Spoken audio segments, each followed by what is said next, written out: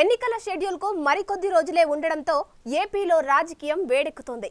ఓవైపు ఎన్ని సమస్యలు ఉన్నా కలిసి ముందుకెళ్లేందుకు టీడీపీ, జనసేన అన్ని రకాలుగా సిద్ధమయ్యాయి. సీట్ల సర్దుబాటును చాలా వరకు డీల్ చేశారు. పార్టీల మధ్య నేతల జంపింగ్స్ కూడా పెరుగుతున్నాయి. గెలుపే లక్ష్యంగా ప్రధాన పార్టీలన్నీ అడుగులు వేస్తున్నాయి. తెలుగు జన విజయకేతనం జెండా సభ జోష్తో త్వరలో మరిన్ని సభలకు టీడీపీ, జనసేన ప్లాన్ చేసుకుంటుంటే మరోవైపు ఒక్కో ఓటర్ను 5 సార్లు కలిసేలా సీఎం జగన్ పార్టీ నేతలకు దిశానిర్దేశం చేశారు.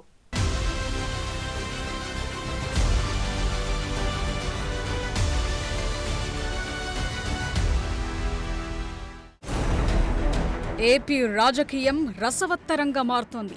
2019 అసెంబ్లీ ఎన్నికల్లో టీడీపీ, జనసేన వేటికవే పోటీ చేయడంతో చాలా వరకు ఓట్లు చీలి వైసీపీకి చాలా స్థానాల్లో ప్లస్ పాయింట్ అయ్యింది. ముఖ్యంగా ఉమ్మడి ఉభయ గోదావరి జిల్లాల్లో ఇలాంటి పరిస్థితి కనిపించింది. దీంతో ఈసారి ఎలాగైనా కలిసి పోటీ చేయాలనుకున్న టీడీపీ, జనసేన ఆ ప్రకారమే ముందుకెడుతున్నాయి. అటు ఢిల్లీ వెళ్లి బీజేపీతో పొత్తు సంగతి కూడా తేల్చేయనున్నారు. అధికార పార్టీ వైసీపీ ఈసారి గెలిచేందుకు చాలా వ్యూహాత్మకంగా అడుగులు వేసింది. మొదట నియోజకవర్గ ఇన్ఛార్జీలను మార్చేశారు జగన్. కొందరిని తప్పించారు, ఇంకొందరిని పక్క సెగ్మెంట్లోకి పంపారు. ఐపాక్ సర్వేల ఆధారంగా చర్యలు తీసుకుంటూ వస్తున్నారు. వై నాట్ 175 అంటూ కుప్పంలో కూడా గెలుస్తామని సవాల్ విసురుతున్నారు. ఇందుకోసం నేతలు త్యాగాలు చేయాల్సిందే అంటున్నారు. ఎక్కువ వ్యతిరేకత రాకుండా చూసుకుంటున్నారు. కుటుంబంలో మంచి జరిగితే తమ ప్రభుత్వం వల్ల లాభం అనుకుంటే మాత్రం వైసీపీకి ఓటు వేయాలని ప్రతి సభల్లో జగన్ కోరుతున్నారు. ఇప్పటికే సిద్ధం పేరుతో సార్వత్రిక సమర శంఖారావాన్ని పూరించారు.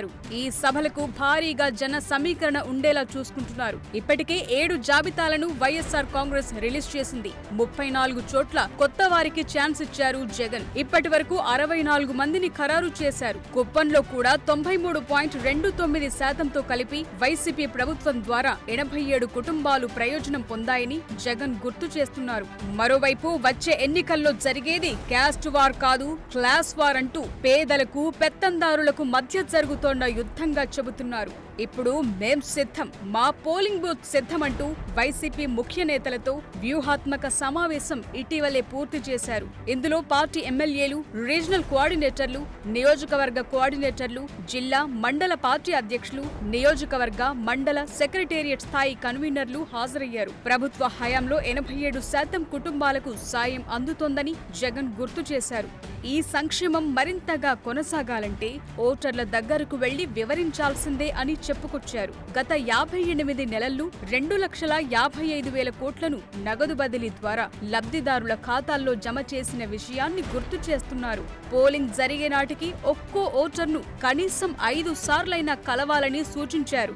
ఇన్నాళ్లు తాను చేయాల్సింది చేశానని, ఇప్పుడు బాధ్యతంతా నేతలు, క్యాడర్దే అని దిశానిర్దేశం చేశారు. తాము చేసినవి చెప్పుకుంటూనే పనిలో పనిగా ప్రత్యర్థులపై విరుచుకుపడుతున్నారు. 7,612 కోట్ల రూపాయలు రుణాలన్నీ కూడా రైతన్నలే మాఫీ చేస్తానని చెప్పడం, అప్పట్లో చంద్రబాబు నాయుడు గారు చెప్పిన ఆ మాట నమ్మడం, బ్యాంకుల్లో పెట్టిన బంగారం ఇంటికి రావాలని అంటే బాబే ముఖ్యమంత్రి కావాలని ఆయన పబ్లిసిటీ ఇవ్వడం, ఆ ఇచ్చిన ఆ పబ్లిసిటీని రైతన్నలు నమ్మడం, నమ్మిన తర్వాత చంద్రబాబు నాయుడు గారు ప్రభుత్వం వచ్చిన తర్వాత ఎంత దారుణంగా రైతన్నలను మోసం చేశాడు అని గమనించమని చెప్పి అడుగుతా ఉన్నా.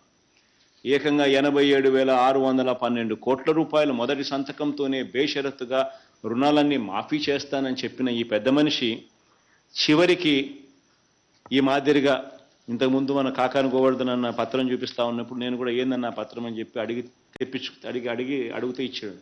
ఈ మాదిరిగా పత్రం ఇచ్చి ఈ మాదిరిగా రైతన్నలందరికీ కూడా బేషరతుగా మొదటి సంతకంతో 87,612 కోట్ల రూపాయల రుణాలు మాఫీ చేస్తానని చెప్పి చివరికి చంద్రబాబు నాయుడు గారు ఆ 87,612 కోట్ల రూపాయల మీద పడే వడ్డీ, చివరికి 0 వడ్డీ అనే పథకాన్ని కూడా ఈయన ఎగరగొట్టేశాడు.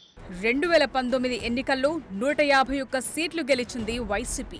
ఇప్పుడు టార్గెట్ 175 పెట్టుకున్నారు వైఎస్ జగన్. ఆ దిశగా క్యాడర్ కు దిశానిర్దేశం చేస్తున్నారు. ఇప్పటికే రాష్ట్రంలో 3 ప్రాంతాల్లో సిద్ధం సభల్ని నిర్వహించిన జగన్ పార్టీ శ్రేణుల్ని ఎన్నికలకు సన్నద్ధం చేస్తున్నారు. భీమిలి, దెందులూరు, రాప్తాడు వేదికగా నిర్వహించిన 3 సిద్ధం మీటింగ్ల జోష్తో మరిన్ని నిర్వహించేందుకు రెడీ అవుతున్నారు. సీఎం జగన్ స్వయంగా బూత్ స్థాయి నేతలతో సమావేశమై క్షేత్రస్థాయి వ్యూహాలపై దిశానిర్దేశం చేయటం తొలిసారి అయినా వైసీపీ గెలుపులో ఇదే కీలకమనుకుంటున్నారు. వైఎస్ఆర్సీపీ ఏపీలోని 47,000 బూత్లలో ప్రతి బూత్కి 15 మంది సభ్యుల టీంను నియమించింది. ఎన్నికలకు రెడీ అంటూ సిద్ధం సభల ద్వారా సంకేతాలు పంపింది.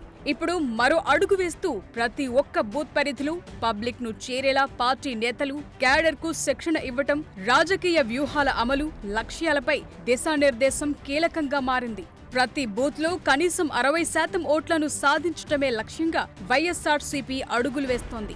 అలాగే ప్రచారంలో జగన్ స్టార్ క్యాంపెయినర్స్ గా సంక్షేమ పథకాలు అందుకున్న లబ్ధిదారులు పాల్గొనేలా ప్రోత్సహించనున్నారు.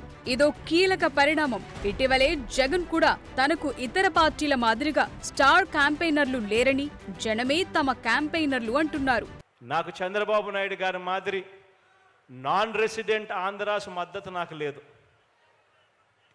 నాకు చంద్రబాబు నాయుడు మాదిరి ఒక ఈనాడు మద్దతు లేదు, ఆంధ్రజ్యోతి మద్దతు లేదు, ఒక TV5 మద్దతు లేదు, ఒక దత్తపుత్రుడు తోడు అంతకన్నా లేదు. కానీ నేను మీ అందరితో కూడా కోరేది ఒకటే, మీ ఇంట్లో మాత్రం మీకు మంచి జరుగుంటే మాత్రం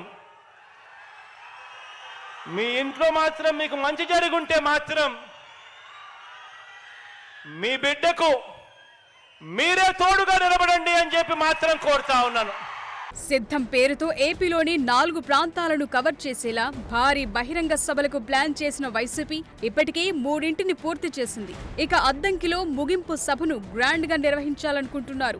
మార్చి 3న అద్దంకి నియోజకవర్గంలోని మేదరమెట్లలో నిర్వహించేందుకు ఏర్పాట్లు జరుగుతున్నాయి. రాప్తాడు సభను 110 ఎకరాల్లో ఏర్పాటు చేస్తే అద్దంకిలో సిద్ధం ముగింపు సభ కోసం 200 ఎకరాలు సేకరించారు.